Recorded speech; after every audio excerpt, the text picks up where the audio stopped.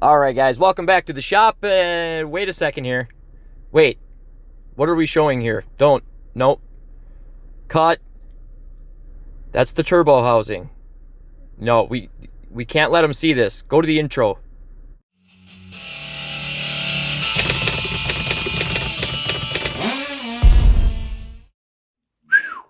That was close. You guys didn't see nothing, right? Good. Can't be giving away all my secret projects. So, this is voiceover. I'm just cleaning this guy out. I clean the crankcases out when I do these new saws, and then put some new 2-cycle oil in them. And I do use the steel mix oil for the crankcase. It's the only time I use it. I like it because it's pretty runny, but I don't like it for production and all that. But here's the deal. I am gonna do 30 videos, 30 days. It's gonna help grow the channel, and I want to make something of this YouTube deal. Don't think this is a throwaway video though. I'm gonna show you guys a few of the methods I've developed with this 500i build. This is kind of my baby. I'm not going to show the hybrid or finger porting or anything like that I do cutting windows, but I'm going to show you a few things that do work. Now, here's the deal. I'm not saying that you got to do this, or that my way's right, somebody else's way is wrong, or that we need to argue or make a video and say why I'm wrong, or we don't need to do all that. I'm just going to show you what works for me. If you think that's going to help you the way that you build a saw, or you think it can be beneficial to you, have at it. Have at it. If not, that's cool. Nobody should just follow what somebody does. Just blindly follow people. But I've heard from people, and I don't really watch, I'll be honest, I don't watch saw porting videos. This is a job to me, but I've heard it quite a bit that nobody is showing the 500i builds, the porting. And I guess I'm that guy. Score one more for JCS here. I feel like I show more cylinders than just about anybody else, probably combined, but I got nothing to hide. So the 500i's, you got to treat them a little bit different, but nothing to be scared of.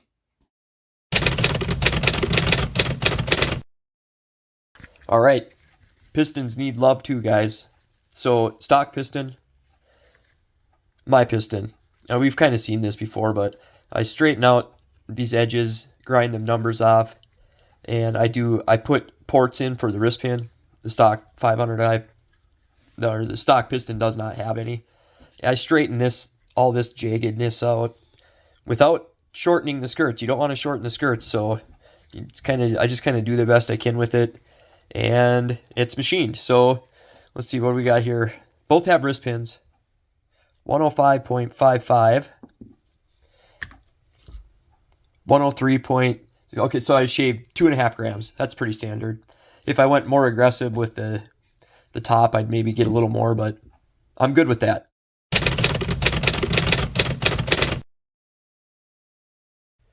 Okay, so maybe that's better. I don't know if you guys can even see in there. I've noticed my eyes are getting bad, so the camera is picking it up perfectly and it looks good on YouTube. I just can't see a damn thing. That sucks, huh? But I keep the uppers are tilted, and they're aimed towards the intake side. They want that charge coming up through the lower transfers, and it comes up like this, and it's going to shoot out. It's going to go towards the intake and out. And let's look at the saw quick. So you got this crankcase stuffer in there. The reason that I get so aggressive with the lunged or tonsiled intake, every time. So the reason I get so aggressive with it is, look where that crankcase stuffer is. That's that white piece in there. 500i, it doesn't come off. So you see how I have every little angle, every aspect of this build is thought out and tested and retested and thought out some more and fine-tuned. So what I'm trying to do, or what I am doing, is I'm taking that charge and I'm getting it around that stuffer. And the way that this works, like I said, your charge is going to come through your... Oh shit, yeah, let me grab the... 461 is basically just like the 500i. It's got a crankcase stuffer in it. I actually don't have it in this, do I? Okay, so I don't have the stuffer in here. I just realized that. So normally there would be that same thing would be in here. And so we'll just have to imagine it. So your charge is coming in. It gets around that stuffer. Saw is rotating this way. Charge comes down. And your piston comes down. That is going to push that through your lowers. So this is just like the 500i. This could be a 500i cylinder cut in half. Whoop. And then it's going to come up through your uppers. Same thing on a 461. They're angled and they're angled up towards the intake side, and it fills that top end from, I call it back to front, but from intake to exhaust.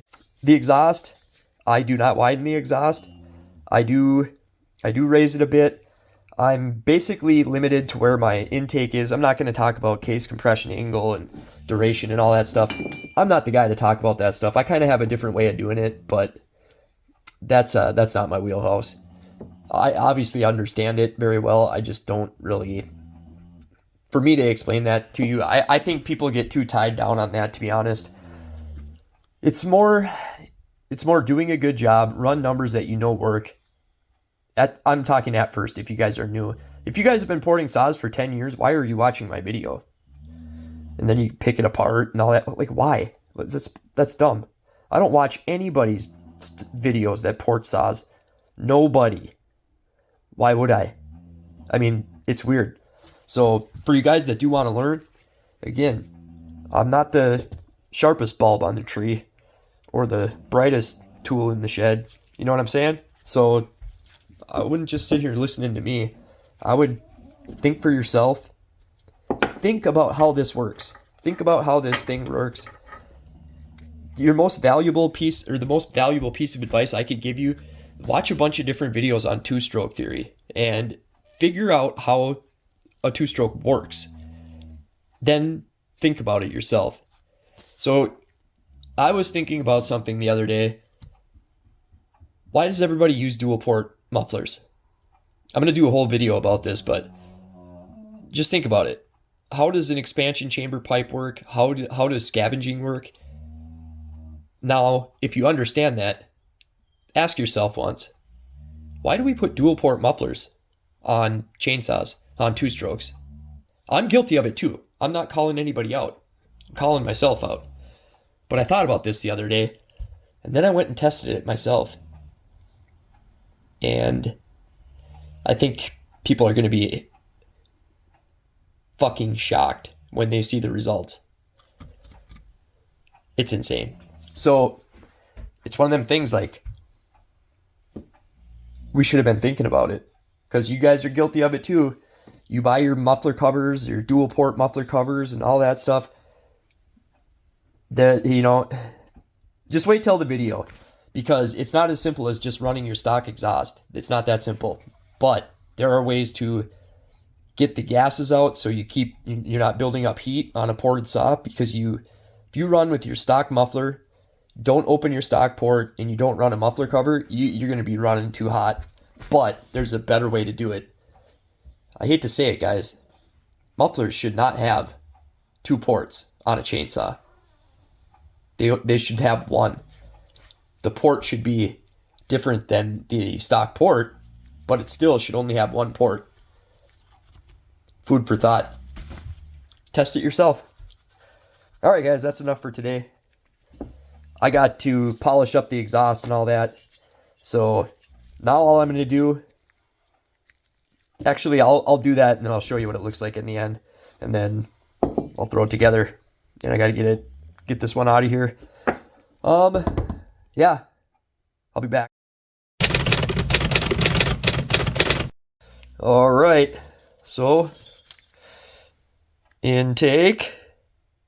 And on the intake, you want to, what I do, I want to get this as high as I possibly can and as big as I possibly can on the outside. Keep that port velocity up. So this is the gasket that goes on the intake group. It's not really an intake manifold where the injector and everything goes. So basically trace that out, and I get that thing as big as I can, match it everywhere. So I got that. We're lunged. We're getting that charge around the stuffer. The lowers, you really can't do nothing to the lowers, because check out the crankcase. So you see how big that opening is? It's the same size as this gasket, right? You'd have to literally grind the case. And I know I can do that, but these run damn good, and I haven't had to do that. I have done it, but it's not something I'm doing on customer saws. You got to be realistic about turning saws over and getting shit done. Can't go absolutely mental on everything. But everything is chamfered. There's the uppers. So what is this, like 103 to 5 now? I'm winning 103 to 5. My cylinders I've shown, and everybody else combined is 5. I'm just kidding. Come on, take a joke. See the uppers through there? There's that exhaust. Ooh, that exhaust looks good. Damn, guys. Anybody can polish the shit out of one exhaust port. Do it time and time again. Over and over. There's the bottom side of it. Oh, it's beautiful. All right. Throw this baby together.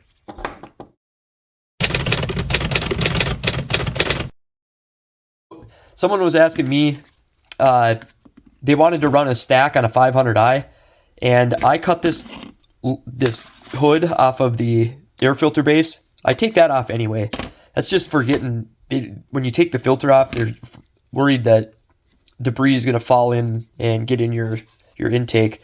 But these green weenies, these uni filters, they will fit over this. So you don't even really need a intake stack on these. You can get one. Some of the intake stacks out there, you have to run your saw without this piece. You basically are taking this off, and then you're putting the stack on, and then you're running one of these filters. So it's kind of open, and if you're good with that, yeah, that's probably the most foolproof system ever. But I don't like having that open.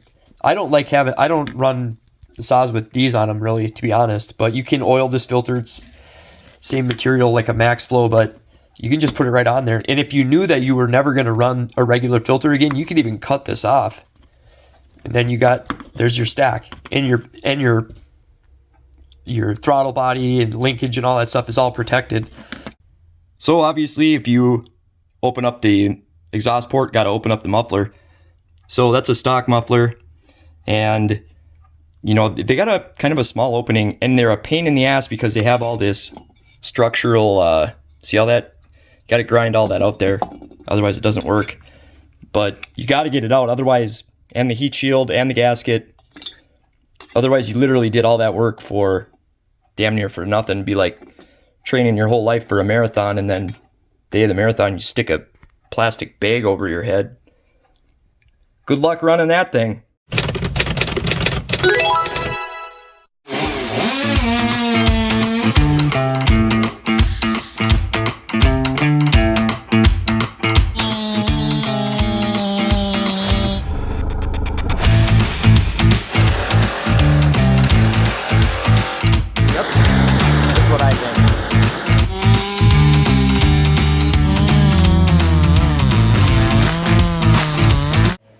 This is the raddest thing I've ever seen in my life.